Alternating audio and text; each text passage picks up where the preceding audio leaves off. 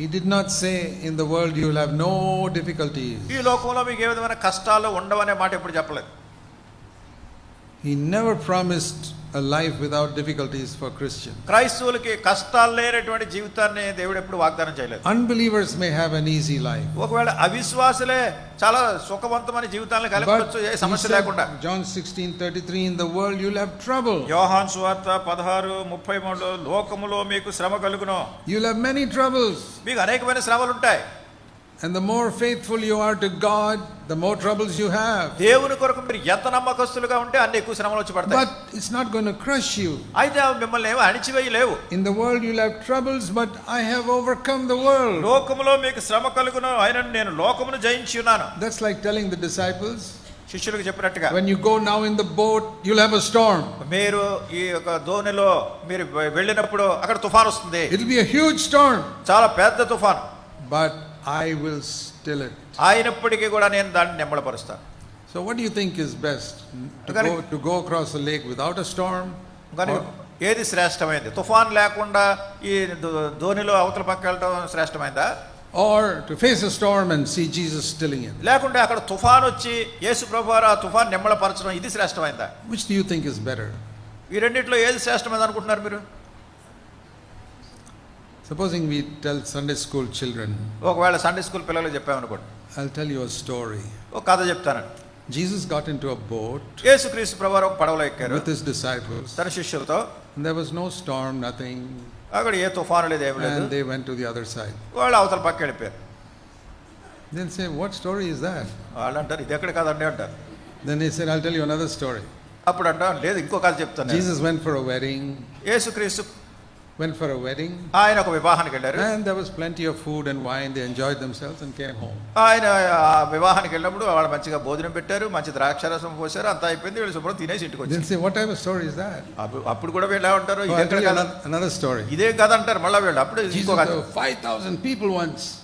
ఒక చోట 5,000 మంది ప్రజలు ఉన్నారు. But everybody had a lunch packet so they could all eat properly.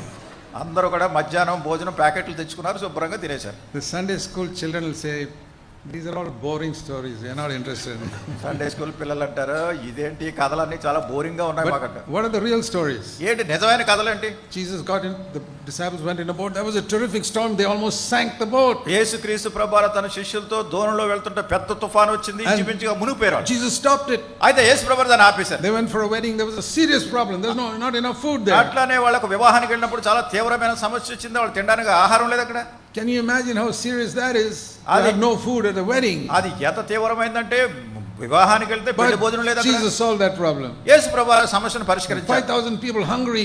అట్లానే 5,000 మంది ఆకలితో ఉన్నారు. And Jesus met that need. యేసు ప్రభువారు అక్కర తీర్చారు.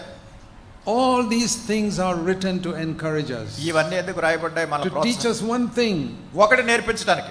Don't look for a Christian life without any problems. ఏ సమస్య లేనటువంటి క్రైస్తవ జీవితం కోసం ఎదురు చూడకండి. That'll be a boring life. అవన్నీ ఏదో జీవితమే పెద్ద బోరింగ్ లా ఉన్నట్టు. Like these stories we tell children which are not true. పిల్లలకి నిజం కానటువంటి కథలు చెప్పినట్టు.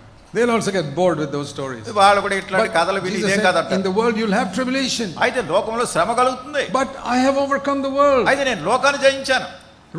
Read the Gospels, Jesus says. యేసు ప్రభువారు సువార్తలు చదవండి. యేసు ప్రభువారు చదవండి. Is there any problem I could not solve? నేను పరిష్కరించనటువంటి సమస్య ఏదైనా ఉండిందా?